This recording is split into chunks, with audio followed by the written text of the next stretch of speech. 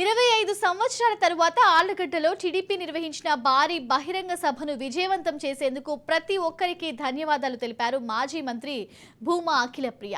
నిండు సభలో చంద్రబాబు నాయుడు తన తండ్రిని గుర్తు చేయడంతో తీవ్ర భావోద్వేగానికి లోనయ్యానని, తన తండ్రి బ్రతికి ఉంటే ఈ కార్యక్రమాన్ని చూసి గర్వంతో ఉప్పొంగిపోయేవారంటున్న మాజీ మంత్రి భూమా అఖిలప్రియతో మా ప్రతినిధి Madhu face to face.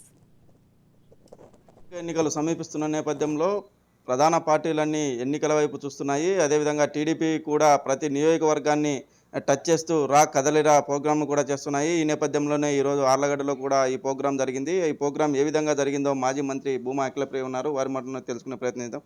Madam, ఈ ప్రోగ్రాం ఎలా సాగింది? ఈరోజు సక్సెస్ అయింది అంటే అది కేవలము కార్యకర్తలు, కుటుంబ సభ్యులు, ఇంట్లో వాళ్ళు, లీడర్లు ప్రతి ఒక్కరూ కష్టపడడం వల్లనే ఇదంతా కూడా సాధ్యమైంది. లేకపోతే 50,000 మంది ఆలగడ్డ తాలూకా నుంచి తీసుకురావడం అనేది అంత ఆషామాషి కాదు. సార్ ప్రోగ్రాం 4 గంటలకు ఉండేది 2 గంటలకి మార్చినారు. సో అందరూ కూడా పనులకు ఆపేసుకొని స్వచ్ఛందంగా ఈరోజు ప్రజలు, కార్యకర్తలందరూ కదిలొచ్చి దీన్ని విజయవంతం చేస్తారంటే నాకు తెలిసి దీనికి మించి ఇంకొక అదృష్టం నాకు తెలిసి ఎవరికి కూడా దక్కదని చెప్పి నేను అనుకుంటున్నాను. ప్రధానంగా నంద్యాల పార్లమెంట్ నుంచి కూడా మొత్తం ఈ కార్యకర్తలు అనేది వచ్చినారు. ఎలా జరిగింది మేడం? బ్రహ్మాండంగా జరిగింది.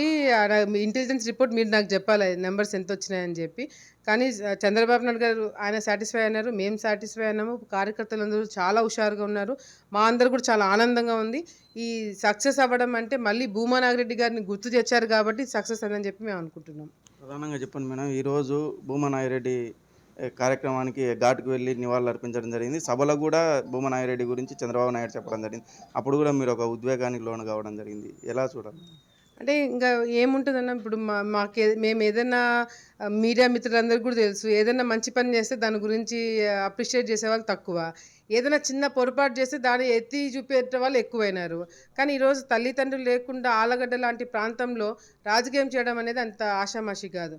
అటువంటిది ఎప్పుడు కూడా నా మీద మీడియాలో ఊహించుకొని రాసేవి ఎక్కువ ఉంటాయి. సో ఇటువంటి ఏదైనా ప్రోగ్రామ్ చేసినప్పుడు, చంద్రబాబు నాయుడు గారు అప్రిషియేట్ చేసినప్పుడు, భూమా నాగిరెడ్డి గారి గురించి మాట్లాడినప్పుడు ఇప్పుడే కదా మాకు ఎమోషనల్గా మాకంటూ ఎవరున్నారు, సారే కదా.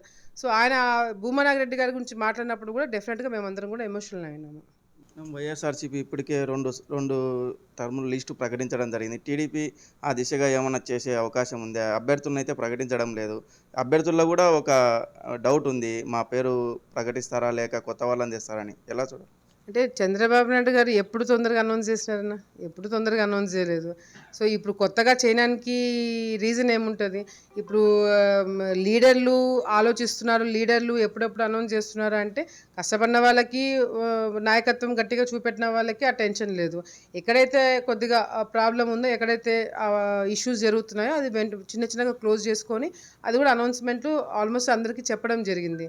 సో చంద్రబాబు నాయుడు గారు ఇప్పుడు జగన్మోహన్ రెడ్డి గారు చాలామందిని మార్చాల్సిన అవసరం పడుతుంది, తీసేయాల్సిన అవసరం పడుతుంది. ఎందుకంటే అవినీతి కార్యక్రమాలు చేశారు, అక్రమాలు చేశారు, ఘోరాలు చేశారు, నేరాలు చేశారు కాబట్టి వాళ్ళకి టెన్షన్ ఉండాలి. ప్రతిపక్షంలో ఉండి 5 సంవత్సరాలు కేసులు మేము వేయించుకున్నాము, మేము తిరిగినాము, మేము ఇబ్బందులు పడినాము.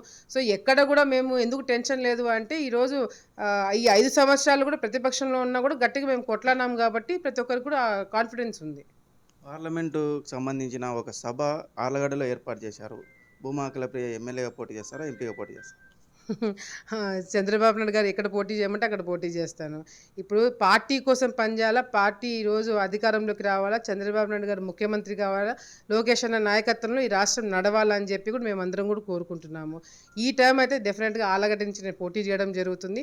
ఫ్యూచర్లో చంద్రబాబు నాయుడు గారు ఏ పని చెప్పినా పార్టీ కోసం, ప్రజల కోసం చేయడానికి మేమందరం కూడా సిద్ధంగా ఉన్నాం. రా కదలిరా ప్రోగ్రాము భారీగా సక్సెస్ అయ్యింది. ఈ సభలో తమకు నూతన ఉత్తేజాన్ని కలిపిందని చెప్పేసి మాజీ మంత్రి భూమా అఖిలప్రియ చెప్తున్నారు. వీడియో జర్నలిస్ట్ శివశంకర్తో మధు, రాజు న్యూస్, ఆర్లగడ్డ, నంద్యాల జిల్లా.